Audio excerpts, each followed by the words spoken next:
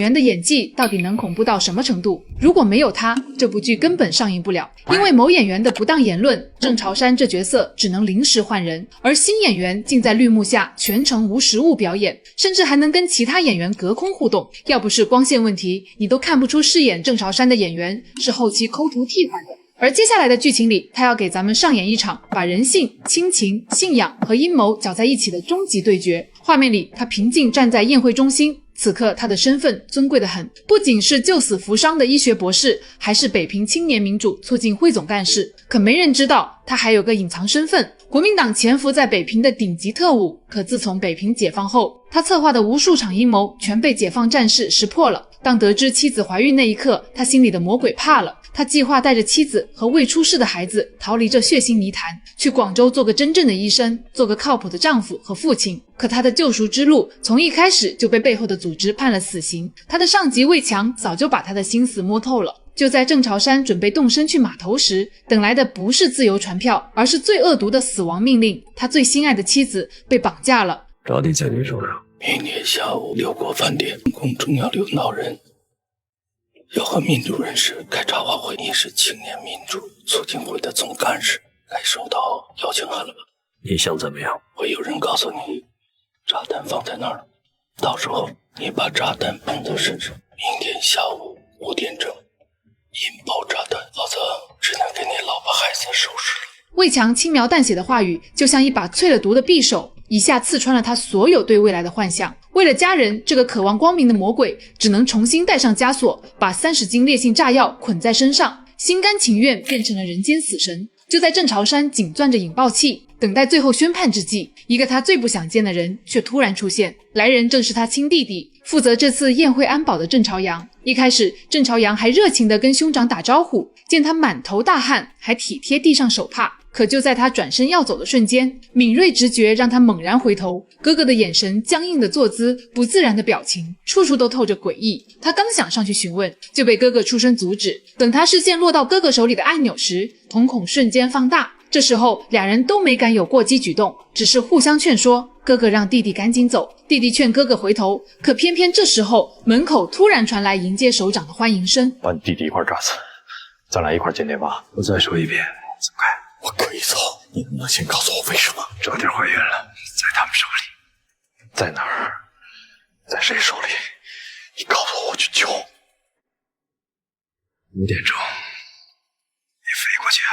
首长很快走到他面前，作为促进会总干事，他自然有机会跟首长握手。而这时候郑朝阳能做的就是死死攥住哥哥绑着起爆器的手。或许是弟弟在身边，郑朝山没按下毁灭的按钮。可等首长一行人上楼走远时，郑朝山脸瞬间沉了下来，像是下定了决心要冲上去引爆炸弹。郑朝阳赶紧拦住，要这一按下去，这些家庭全都家破人亡，全都妻离子散。朝阳，你说的对，听你的。郑朝阳以为哥哥真的幡然悔悟，还一脸欣慰地说要带他回去自首。可没等他反应过来，麻醉针已经扎在他的腹部。郑朝阳瞬间懵了，望着哥哥毅然决然上楼的背影，他还想说什么，可他却连站都站不稳，滚下楼梯的动静惊动了管家。而郑朝山在楼梯口看了眼快昏迷的弟弟，或许是想做最后告别，又或许是不想引起慌乱，他又走下楼，假装说弟弟是低血糖，吃点糖果就好。他把糖塞进弟弟嘴里的瞬间，更像一场告别。可就是这颗糖勾起了郑朝阳小时候偷吃糖，哥哥替他背黑锅的回忆。说不定此刻能唤醒郑朝山最后良知的，只有藏在心底最深处的亲情。你5点钟炸药一炸，嫂子他们就能活吗？你糊涂，你活着才是他们最大的忌惮。你知道的太多，如果你死了，嫂子就没用了。你别看我说，你要是按了这个东西，你就不是天明天的事，你是主不爱你的罪。你不是好死啊！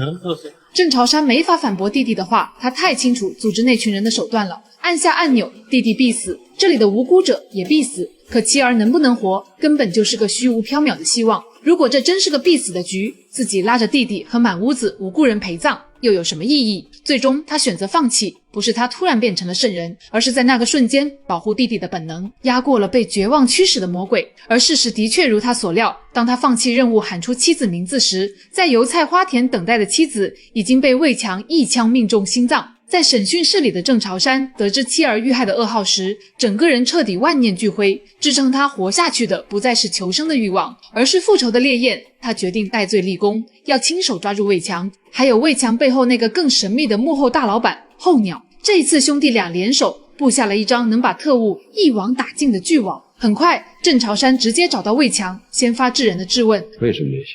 我按照咱们俩的约定启动了炸药，但是炸药没响，炸药出了问题。我想知道你安排放炸药那人事前有没有检查过？你到现在还不相信我？我既然答应你，我去了，我怎么可能拿我老婆孩子的性命来跟你开玩笑？